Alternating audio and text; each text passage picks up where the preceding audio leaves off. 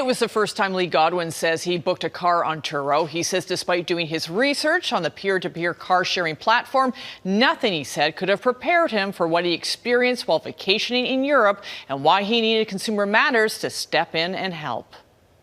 It was full of hail damage. There was a wheel cover missing. That's how Lee Godwin describes the condition of the vehicle he recently booked on Turo. As long as it ran good, that really wasn't a concern for me. Back in May, Lee gave the car sharing service a try during a day trip with his family in Paris. He says Turo seemed promising, especially when the host, the owner of the vehicle, came with a glowing all-star rating.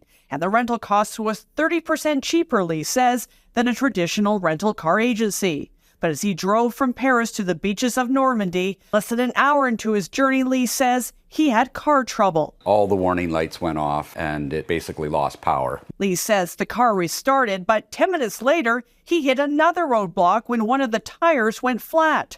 What's worse, Lee says, there was no spare tire. He eventually got the tire fixed, but says he lost confidence in the vehicle and decided to drive back to the hotel, never making it to Normandy. It was pretty disappointing to not be able to see what we wanted to see. As he headed back to Paris, Lee says the car lost power again, forcing him to coast to a nearby dealership where it was discovered the vehicle had very little oil. And the mechanic just started looking at things and realized our brake fluid was low, our engine coolant was low, and he topped up our washer fluid. And he's looking at the condition of the brakes and the tires, and he's looking at me and shaking his head in disbelief that this thing's on the road. After dropping off the vehicle, Lee says he never heard from the host again. So he reached out to Turo seeking a refund for the rental and repairs, but says he wasn't getting anywhere with Turo because the host was unresponsive. And it eventually turned into, there's nothing we can do for you. Here's his phone number. You call him and see if you can get him to refund you. At that point, I felt like I had run into an impenetrable wall. Consumer Matters reached out to Turo on Lee's behalf and in a statement apologized, saying in part,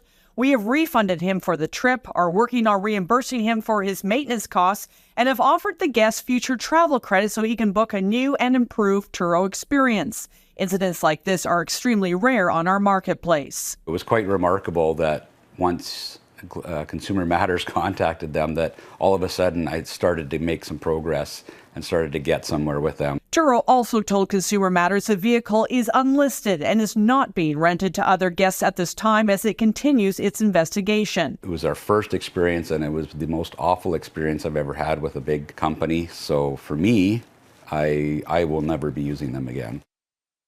And before booking a vehicle on Turo, it's recommended you do your research. Sometimes the cost isn't always less than traditional car rentals. Also, make sure you check with your insurance provider to ensure you have full coverage when using Turo. Find out what is covered and what isn't covered. The company states on its website, it's very unlikely your credit card company provides coverage for damage to a car booked through Turo, and less likely it provides liability coverage for injuries. And if you have a consumer issue for me, you can email me at consumermatters@globalnews.ca.